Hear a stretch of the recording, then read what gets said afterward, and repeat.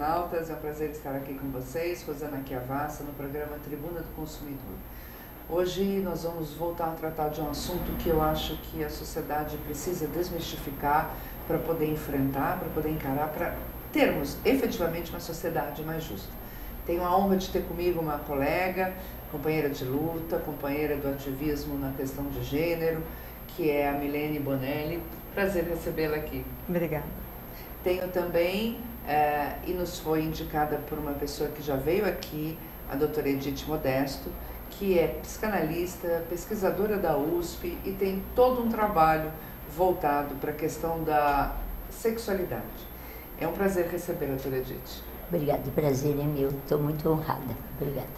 Eu queria, nós já falamos aqui no programa do projeto Purpurina, mas eu vou voltar um pouco antes. Eu queria perguntar para a doutora Edith, como surgiu o GPH, que é o Grupo de Pais de Homossexuais? O GPH, Rosana, surgiu há 22 anos, quando eu soube que meu 7º filho é gay. 7 filhos você tem? 7. Rapaz, parabéns só por isso, Edith. Obrigada. Obrigada. É uma família bonita que eu tenho. Então, aí eu fiquei apavorada, porque naquela época ninguém falava sobre minorias sexuais, nem de gênero, nada disso. Não tinha na televisão, não tinha jornal, não tinha revista, não tinha nada. E eu fiquei completamente sem chão. Sem chão. Naquela época você já Aliás, caiu tudo na minha cabeça, né? Porque eu era professora universitária, imagina, e não sabia absolutamente nada sobre homossexualidade. Você já era psicanalista naquela época? Não era, mas eu já era professora universitária, já tinha feito mestrado. Olha. E dava aula, né? E tinha meus alunos, que devia ter muitos homossexuais na sala, né? Mas eu não pensava sobre o assunto. Eu sabia que existia, mas achava que era muito longe da minha casa, né? Porque naquela época não se aceitava nem que o filho do vizinho fosse gay, quanto mais o próprio. E aí eu quis falar com outras mães e não achei nenhuma mãe. Eu entrei na internet e procurei, achei uns jovens que conversavam sobre homossexualidade, eram só rapazes.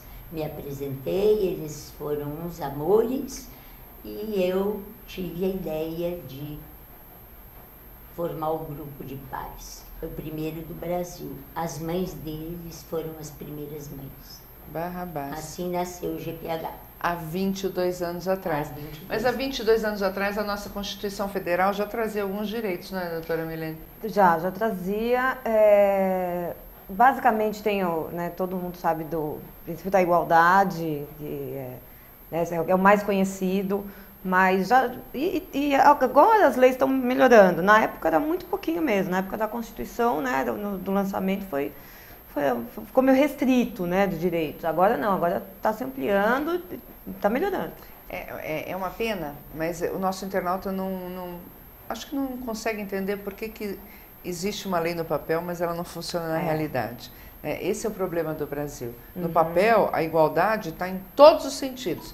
Na questão de gênero, na questão da diversidade sexual, na questão da habitação. Aí agora a gente começa a falar, né? Da dignidade, da dignidade. Humana, Mas, infelizmente, não basta estar no papel, não é? E aí? Então, aí surgiu o GPH. Mas me parece que você sentiu uma necessidade de aumentar esse programa num projeto que se tornou, acho que, uma referência no Brasil, não é, Edith? Sim, pelo seguinte, Rosana, porque eu queria falar com pais, principalmente com mães, né? Na base da identificação, né? Para a gente trocar ideias, uma dar a mão para a outra e tal. E, de repente, houve uma avalanche de jovens que me telefonavam, que escreviam, que ficavam na porta da minha casa. Ficava um rapazinho em pé na calçada, horas. Pedindo socorro. Mas quem será, né? E eram jovens que pediam socorro. O que eles queriam e o que eles querem até hoje, nas centenas de mensagens que eu recebo por semana. Como eu posso falar com a minha mãe? Como eu posso É o grande tabu, falar né? Revelar para a meu pai? família. Como eu posso fazer para que não eu não perco o amor deles. Nossa. Esse é o desespero deles, né? E aí eu me vi na obrigação de começar a trabalhar com eles. E comecei logo desde o início. Mas não tinha nada completamente assim organizado como um projeto. Eu falava com eles, mas não tinha encontros de jovens, eu falava só por telefone e tal. Até que há 7 anos atrás eu resolvi formar um grupo onde eles se encontram 2 vezes por mês, apoiado no protagonismo juvenil monitorado, quer dizer, não tem aula, não tem palestra, eles escolhem o assunto, eles conversam, eles pesquisam. Na verdade, lá eu funciono como uma mãe simbólica, uma mãe boa, e eles vão crescendo. A gente tem tido muitas alegrias nesse grupo de jovens. E a partir de que idade pode De ir no 13. projeto? Chama-se Projeto Purpurina. Daqui a pouco eu dou mais dados. De 13 a 24 anos. Os 13 anos foram aconselhados por amigos da Defensoria Pública. Eles falaram, é melhor você colocar 13 anos, porque tem um respaldo maior, isso a doutora Milene pode falar melhor do que eu, mas me aconselharam a escolher 13 anos. A partir de 13 anos. Isso não quer dizer que eu não tenha jovens menores de 13 anos lá. Mas aí com consentimento. Mas aí já com outros cuidados. Ok. Né? Em função do Estatuto da Criança? Né, provavelmente, verdade. Porque a gente tem a classificação de que até 12 anos é criança e dos 12 daí aos 18, né, na fase da adolescência. Agora, o que eu queria colocar é isso, nesse começo da sua trajetória, eu acho importante falar também que muita gente achava que era doença, né? Ter um filho homossexual era uma doença, né? Aquele filho era doente, não era... Tanto que foi uma patologia, né? O homossexualismo foi retirado depois, né, de patologia. Mas, a princípio, era considerado uma patologia, né? Eu nunca pensei que meu filho seria doente, mas eu pensava que era uma safadeza dele ou uma confusão, que ele estava confuso. Isso muitos pais ainda pensam, que é uma confusão, eles são muito jovens, hoje está tudo muito aberto, os amigos levam para o mau caminho, então sim. os pais raramente falam de doença. Ainda há pais que hoje falam que querem levar em médico para que o filho tome hormônio, que deve ser falta de hormônio, que é um absurdo total, é perigosíssimo isso. Até eu queria falar para se pais estiverem me ouvindo, e mesmo os jovens internautas, que é perigosíssimo tomar hormônio, a menos que tenha um acompanhamento, uma necessidade e um acompanhamento de um profissional, de um endócrino, né? Há casos de pessoas que tomaram hormônio e morreram, né? É muito perigoso isso. Mas eu achava que era ou algum problema da adolescência ou psicológico, um problema psicológico ou uma confusão da cabeça dele. Edith, a gente percebe que o Brasil, nesses 25 anos, desde a Constituição, vem mudando. Mas a pergunta que eu faço, no contexto dos seus 22 anos do grupo GPH, se você observou uma evolução social e em que proporção? Porque, às vezes, até pelas novelas, pelo que a gente vê na mídia, a sensação que eu, que estou de fora desse trabalho, tenho é que a evolução ainda foi muito pequena, de compreensão da sociedade, na própria família, né? Você ainda ouve, não, se eu tiver um filho, nossa, que horror, né? Nas escolas o bullying persiste. Então, a minha pergunta, você que já há 22 anos trabalha nisso, talvez até para nos dar uma esperança, né? Sim. Você sente que houve uma melhora em termos gerais ou ainda ela é particularizada nesses trabalhos voluntariados até que eu diria o terceiro setor está fazendo? Eu acho que houve uma melhora, mas você tem razão, muito pequena, né? E a gente percebe a melhora porque já passa novela na televisão com os gays, e a gente sabe que quando a mídia começa a divulgar, é porque há um respaldo social, senão não teria na mídia. Claro que a mídia divulga e reforça, mas não teria na novela se já não tivesse um respaldo. Só que Mas muito é caricato. pequeno. É O caricato, Félix não tem que tá... beijo, por exemplo. O beijo não pode, ainda há a caricatura. O não Félix, estou falando gente, de homossexualidade, eu não estou falando nem... de questões de gênero. Nada. Porque questões de gênero não tem nada. Não, nada. Essas pessoas não existem ainda. É só você pegar. Eu acho que o Brasil está acompanhando o Félix, né? Que de bandido, acho que vai virar mocinho, mas ele é caricato. E tem um pai que não aceita. Tem um pai que não isso também é aceita, mas bacana. ele ainda vai salvar o pai. Aí o pai vai aceitar? Quer dizer, não é Então, por aí. a mudança que aconteceu na sociedade foi pequena.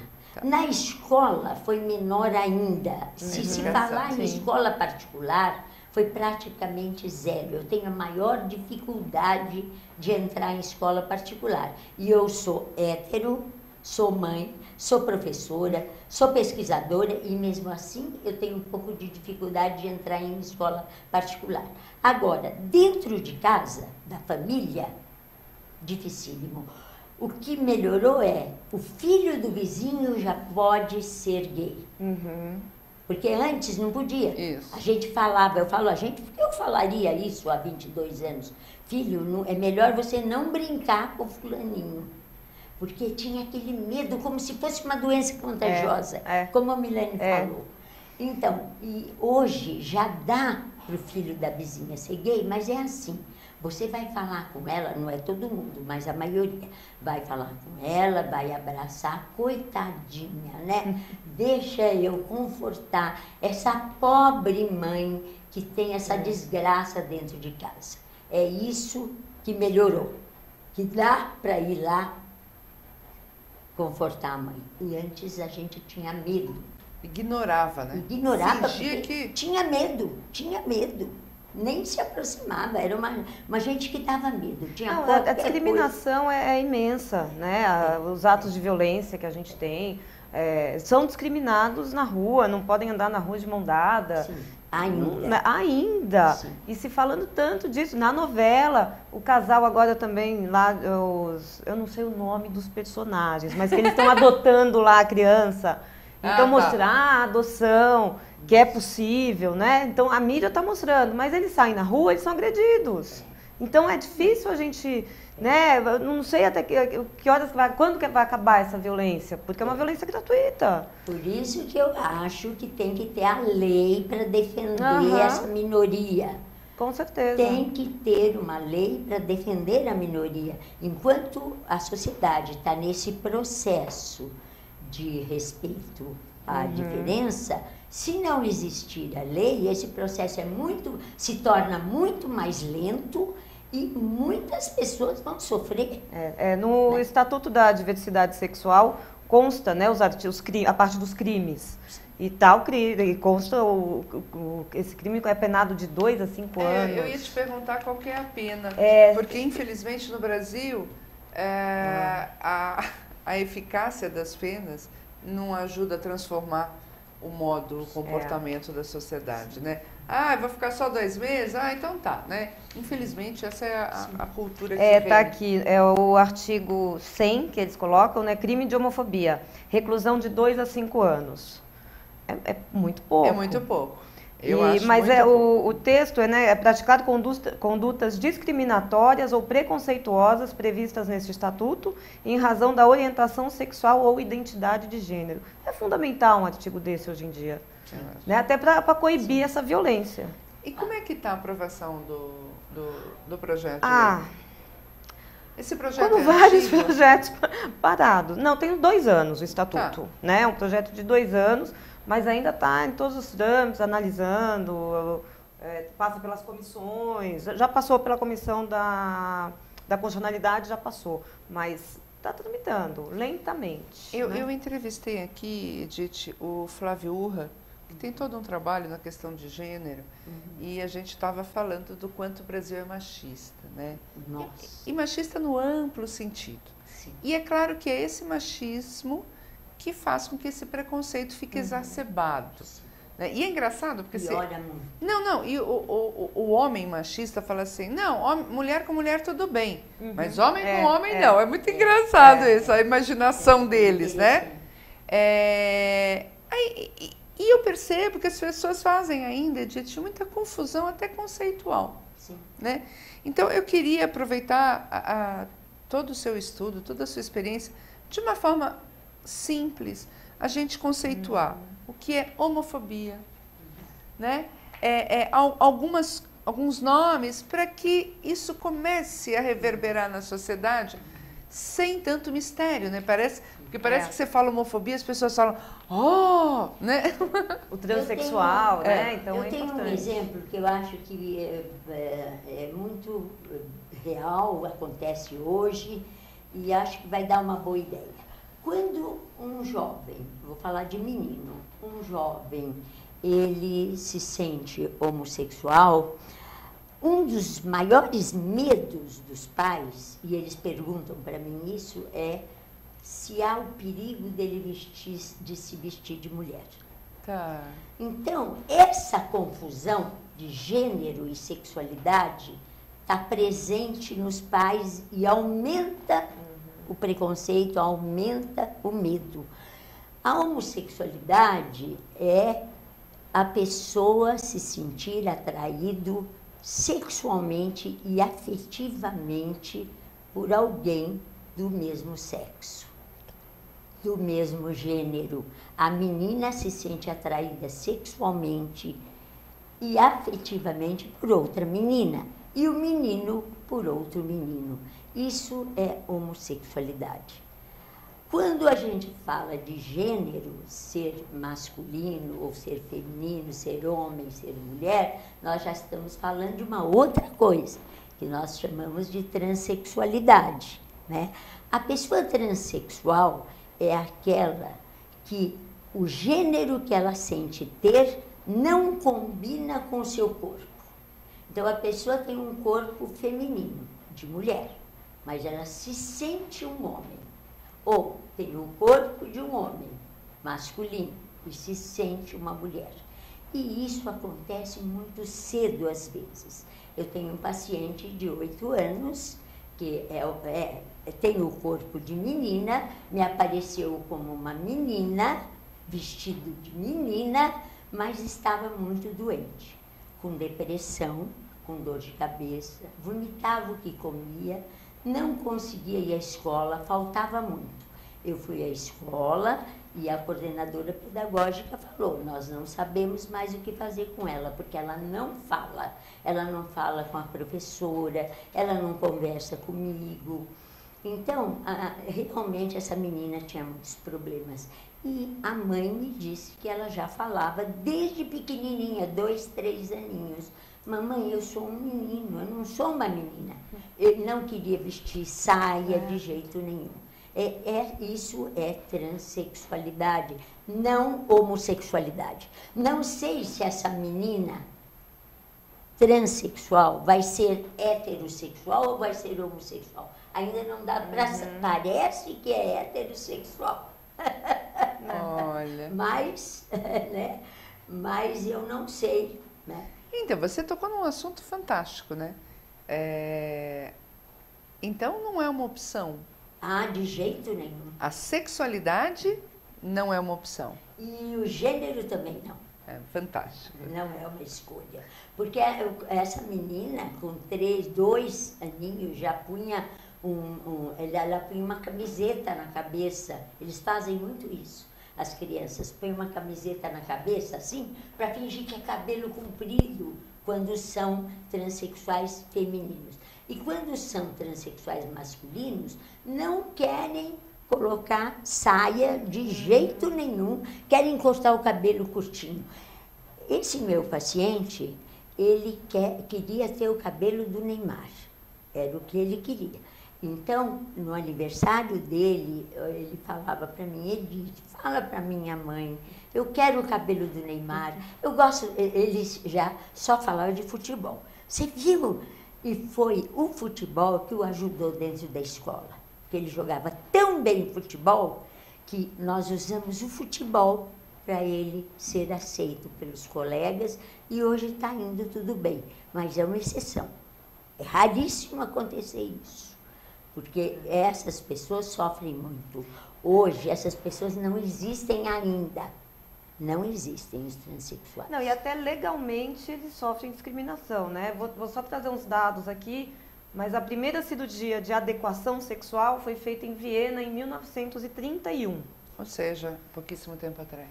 Nos Estados Unidos, em 1952. Nossa. No Brasil, 1971. Sendo que só em 1997 é que o Conselho Federal de Medicina reconheceu esse procedimento cirúrgico. Então, a discriminação é até na classe médica, né? Porque só foi reconhecer em 97. Sim. Recentíssimo. Em 2008 é que o SUS começou a fazer cirurgias e tal. 2008. Os transexuais existem há anos. Essa separação entre o biológico, o que o corpo é, e o que a pessoa sente ser, ainda está muito complicada para as pessoas, inclusive para os profissionais entenderem. A homossexualidade já está mais fácil de entender, né? A pessoa é homem, mas se sente atraído por um homem. A pessoa é mulher, mas se sente atraída também afetivamente.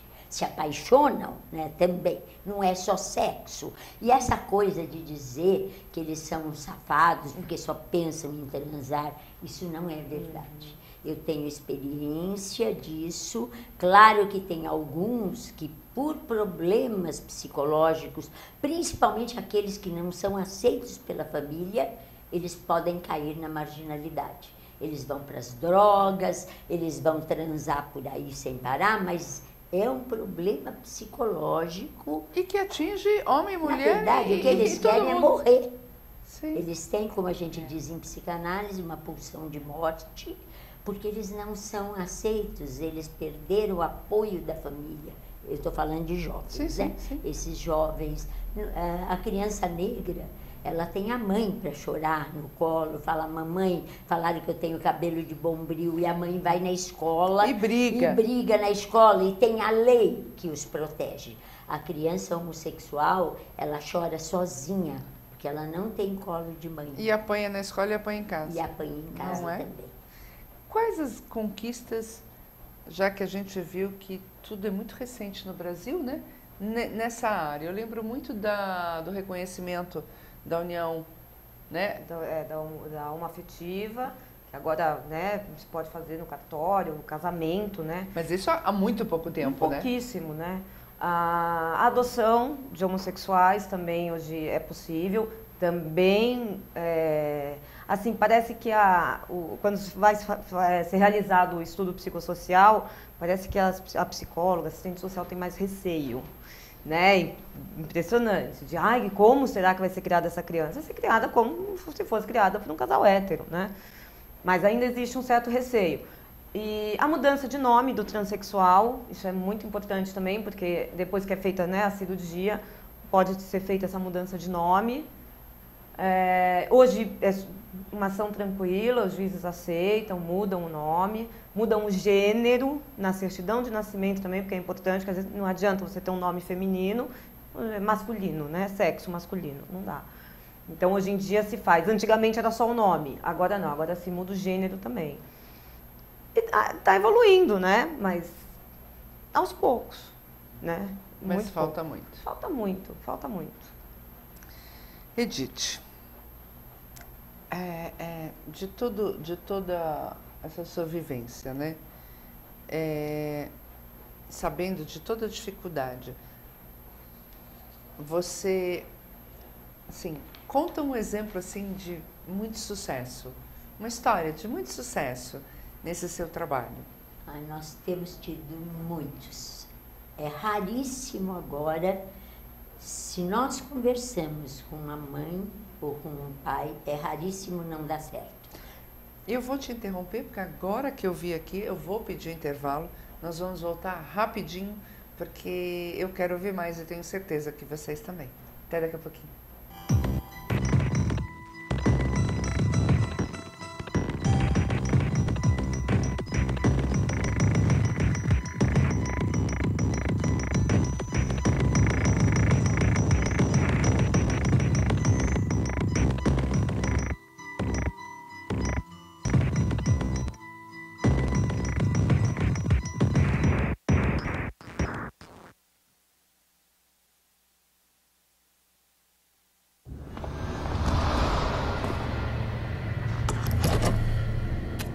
Atenção, este veículo está sendo roubado.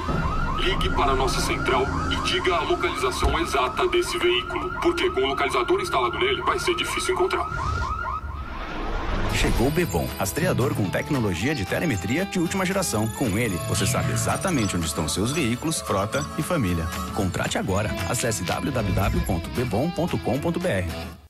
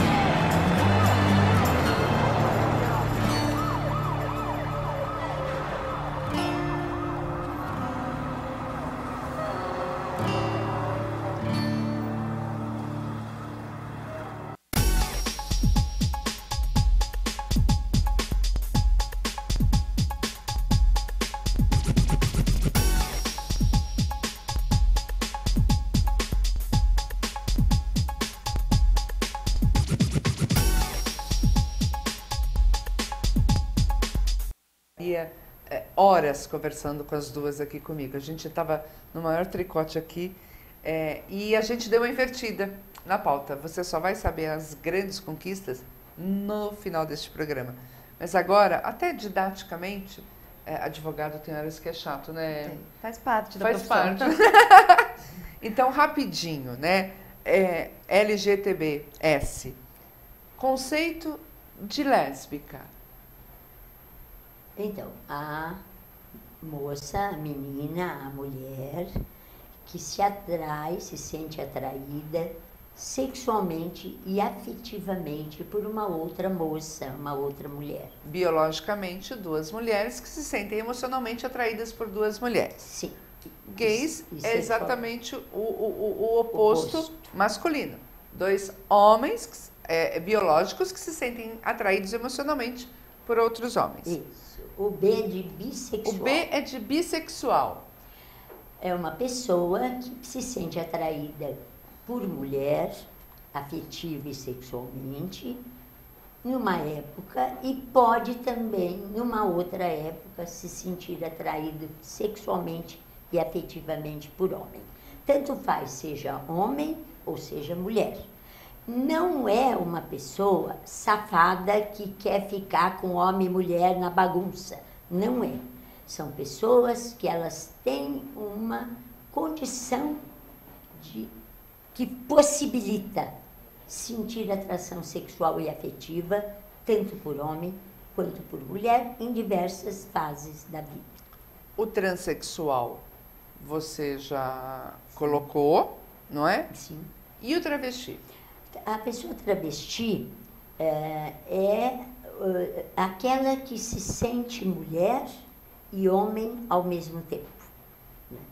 Geralmente, né, a travesti é muito vaidosa, ela gosta de ser chamada no feminino e gosta de ter uma aparência feminina, mas ela quer continuar com o físico masculino.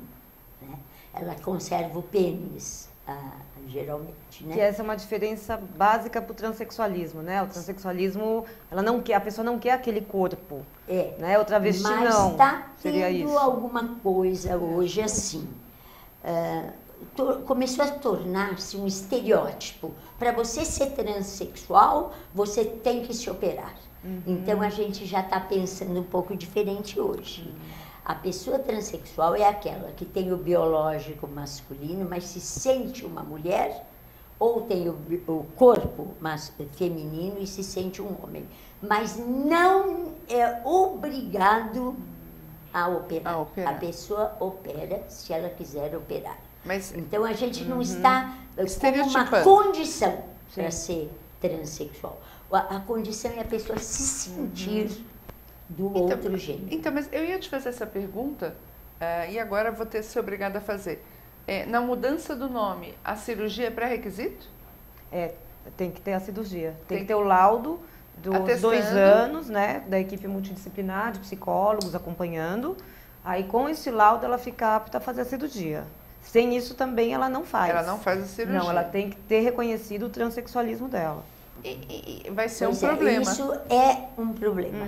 Por exemplo, essa criança, esse menino transexual, eu consegui que ficasse o nome masculino na chamada e todo mundo está chamando ele pelo nome masculino. Mas não há possibilidade de mexer no nome ainda. Então, no seguro saúde da família, foi um pequeno problema que a Defensoria Pública nos ajudou. Porque o seguro-saúde, porque era uma coisa básica, o menino está na sala de espera, esperando um médico porque está com gripe. Aí chamam uma menina. É terrível. Claro. Você está fazendo todo um trabalho de autoaceitação desse menino e, de repente, ele é chamado por um nome feminino. O constrangimento é terrível, imenso, né? Então, agora, então, o travesti vai acabar se equiparando a essa outra forma de transexualidade, que é aquele que gosta de aparentar ser mulher, que mantém o pênis, mas sexualmente há uma diferença. Na verdade, essas caixinhas, elas foram feitas para a gente organizar mentalmente a complexidade. O mundo é de uma complexidade enorme e a gente fica com medo, a gente fica perdido, então a ciência vem e organiza. Cada vez que a gente pega uma teoria para organizar, a gente reduz o fenômeno, reduz a complexidade do fenômeno. Mas é necessário. E eu vi isso, até já falei para vocês, né? Que eu, no projeto, eu fui obrigada a criar uma outra caixinha dos andrógenos, porque o preconceito dentro da comunidade é enorme, porque a comunidade LGBT faz parte da sociedade. O preconceito é internalizado em todos, então também é internalizado neles. Então, dentro da comunidade há muito preconceito. E os gays, jovens gays, eles tinham preconceito dentro do projeto contra os efeminados. Só que a gente trabalhou isso, porque nós trabalhamos todo tipo de preconceito lá. A gente trabalhou isso, né, para diminuir esse preconceito contra os efeminados, né? E tinha uns muito efeminados que se sentiam completamente deslocados, então criamos a caixinha dos andrógenos. Então nós temos jovens meninos, gays, andrógenos também. E temos meninas transexuais e meninos transexuais que no início também não eram aceitos, porque a própria menina, a primeira transexual, que hoje já tem mais de 18 anos, ela falava para mim, mas eu não gosto daqui. Aqui só tem gay, eu não quero gay, eu quero um menino para eu namorar. Ela falava para mim. E ela tinha preconceito com eles e eles com ela. Hoje não tem mais. São todos amigos, as meninas transexuais deles e eles delas. Quer dizer, dentro do projeto a coisa caminhou. Nós aprendemos técnicas. Precisamos levar isso agora para a sociedade, né? Sim, porque lá é uma ilha de É uma ilha, é uma solidariedade, é uma ilha de acolhimento, não vou dizer perfeita, porque não é, Claro. mas é uma ilha de acolhimento, de respeito ao outro. Eu respeito o que o outro é.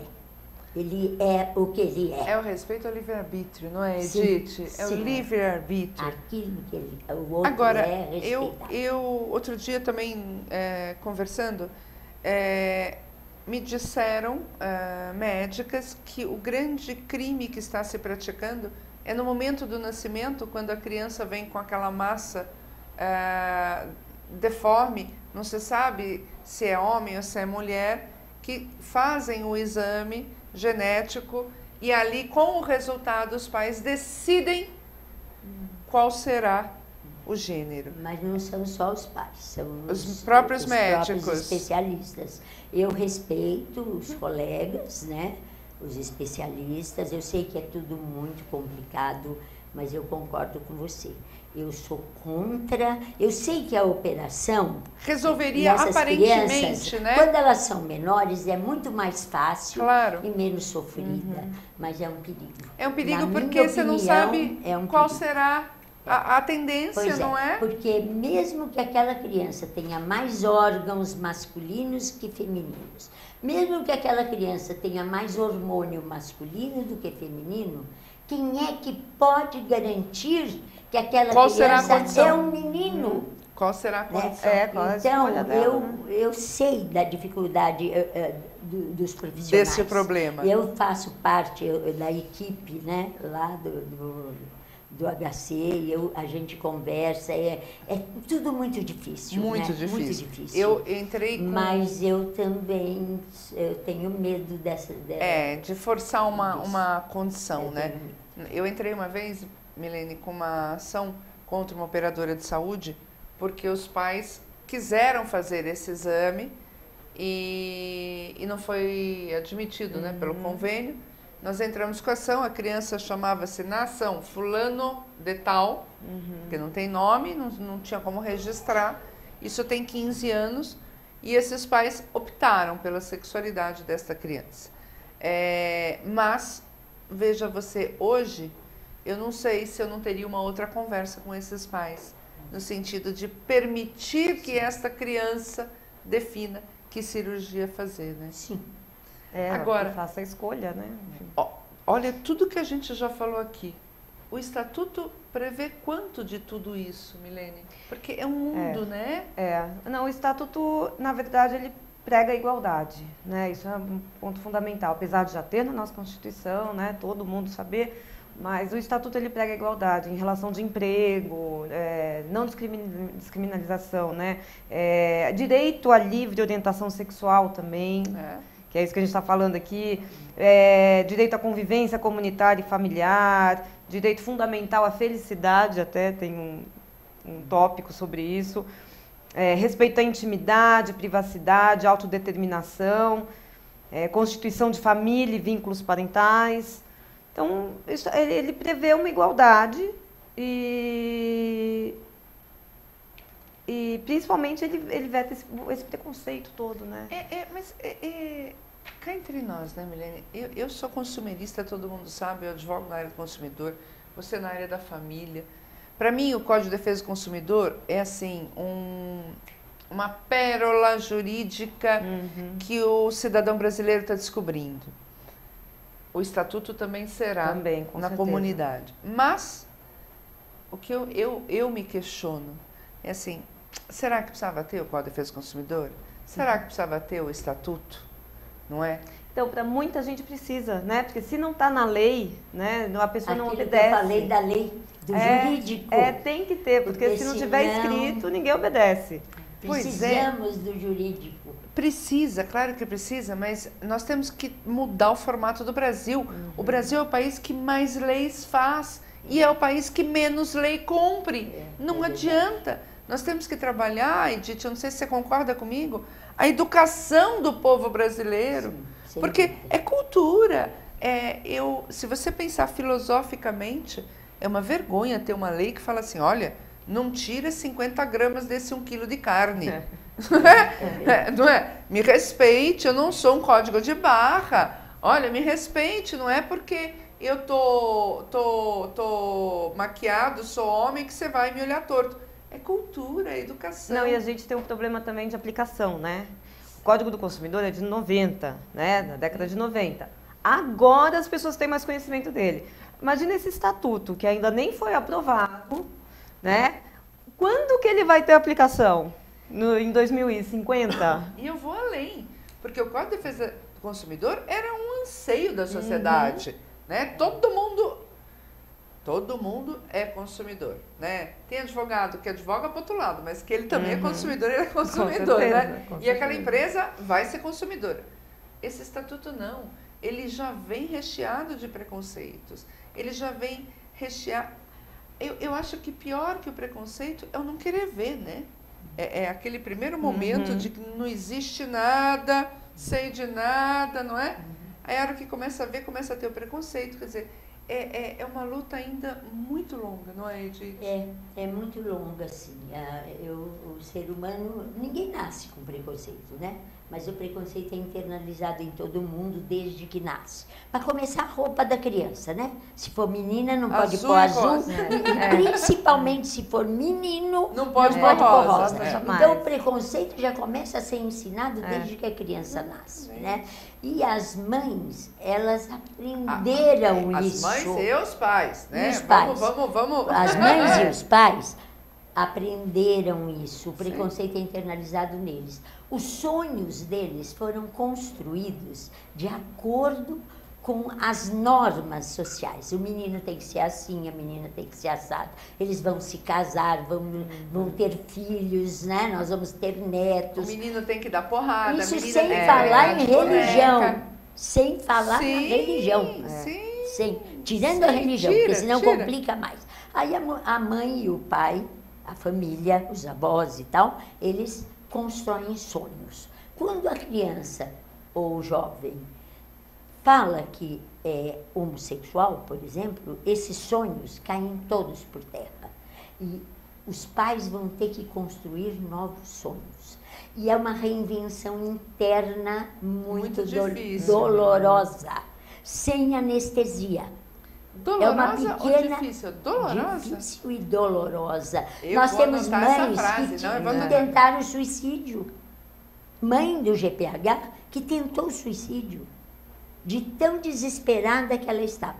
Hoje a família está feliz, mas ela tentou suicídio. Nós temos pais que... Tem um pai que ele não tinha doença nenhuma. Ele ficou diabético da noite para o dia e teve que ser internado e foi para a UTI, ele quase morreu de diabetes. Agora é aquilo, né? O homossexual tem que reunir a família, né, para contar. O hétero não, né? Não, ninguém fala, né? Mas eles não reúnem a família, não, eles contam para a mãe. Para a mãe? É sempre a mãe? Raramente, quando é o pai, geralmente é menina. A menina verdade. conta. Olha aí. Gente, olha que incrível. A menina, pelo menos no consultório que eu tenha visto que contou para o pai, foi a menina. A menina contou para o pai. Quando eu falo também de modo geral, há exceções, né? Sim. Mas a mãe e o pai sofrem muito, viu? Sofrem muito. E a culpa não é deles, porque o preconceito foi internalizado neles. A culpa é da nossa cultura, da nossa sociedade. Mas não é só da nossa, é no mundo inteiro. E tem lugar que é pior do que aqui. Não, tá, mas tem pena de morte. Sim, mas... Não tem, Helene? Então, mas lá, nem no papel. Então, a gente está na frente deles, o comportamento tem que estar na frente também. Porque lá não tem igualdade no papel. E aqui nós temos. Aqui vem tudo disfarçado, vem tudo camuflado da tropicália brasileira. É uma hipocrisia danada, né? Exatamente. É uma hipocrisia que é uma coisa. É isso que nós temos que vencer. Não é verdade. Vem na sua eu vou fazer uma pergunta antes. Você sentiu discriminação no judiciário com essas questões postas? Sim, muita. E é um processo, né, os processos correm com o segredo de justiça, mas todo mundo sabe. Mudança de nome, eu fiz uma vez uma mudança de nome, ele era um transexual da Marinha, né, ele era da Marinha. O cartório inteiro sabia. Nossa, aquele processo já chamavam, né? Pelo nome que ele adotou depois, de mulher. Então, assim, não tem jeito. As pessoas comentam, né? Ela gera curiosidade. Isso aqui também é engraçado, né? Estranho até. Porque gera curiosidade aquele processo. Mas se fosse uma curiosidade para o bem, Sim. não é? Tudo bem, né? Mas é uma curiosidade só por ser curiosidade, não é? O Brasil é um país estranho. É verdade. Difícil. Povo sofrido. É difícil mesmo, né? Então, aí a gente precisa muito, muito do PLC 122. E o que é o PLC 122? Eu acho que ela pode explicar melhor do que eu, mas é uma lei que criminaliza a homofobia, né? Como os negros tiveram a lei que criminaliza o racismo, nós queremos e nós precisamos muito, eu estou falando em nome dos meus meninos e das famílias, dos pais deles. Nós precisamos muito de uma lei que criminaliza a homofobia para que eles não sejam tão discriminados. Eu mesma já sofri discriminação, assim, de chegar num lugar e a pessoa não querer me servir, porque eu estava com a camiseta do GPH. E a pessoa viu o grupo de paz. E se negaram a me servir numa lanchonete em Brasília, porque eu estava com a camiseta do GPH. E foi muito doído para mim. Discriminação, rejeição, dói muito. Para qualquer um, né? Nossa, mas como dói, é terrível. A gente se sente um lixo. E os nossos jovens chegam com olhando para o dedão do pé, né? De tanta baixa autoestima. Há muita tentativa de suicídio. A maioria deles já falou de morte, já tentou suicídio. Você tem no site o link para esse projeto? Sim. Então vamos lá, gente. Olha, GPH, que é Grupo de Pais de Homossexuais, o site deles é www.gph.org.br. Entrem lá, votem. Vamos ajudar essa nossa sociedade. Porque, com todo respeito, é só assim que a gente vai melhorar. E tem também o site do Projeto Purpurina lá mas também. É melhor o mesmo site. No mesmo site. Eu gostaria de dar o telefone, posso? Eu dou aqui, porque eu quero. Porque eu nosso quero que tempo está acabando. Telefonem para mim, pode mamãe, deixar. papai, telefone para mim. Ó, telefone 3031 2106. 3031 2106. Nosso tempo está esgotando, eu vou dar um tempo para cada uma. E aí, Edith, eu quero que você dê o recado para as mães e conte o grande sucesso para você desse seu projeto com um exemplo. Tá bem. Então, eu peço às mães e pais que porventura estejam me ouvindo, que telefonem para nós. Eu também sou mãe, passei por isso.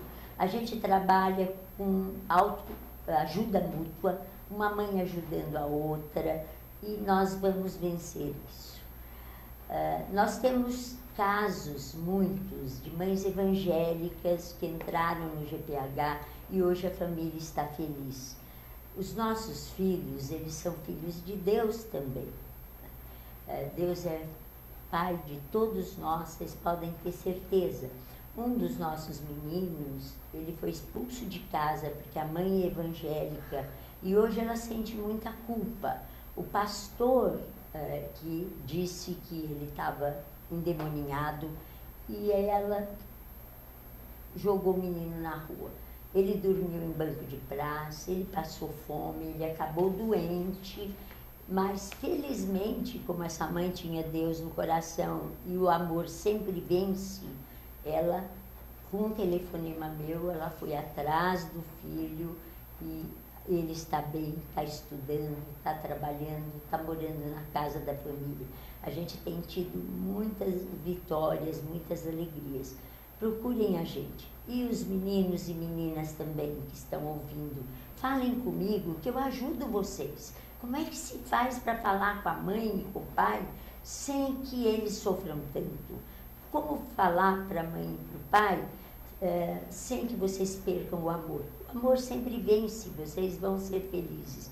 Vocês têm direito de ser felizes. Muito obrigada, Edith. Parabéns pelo seu trabalho. Obrigada. Mesmo.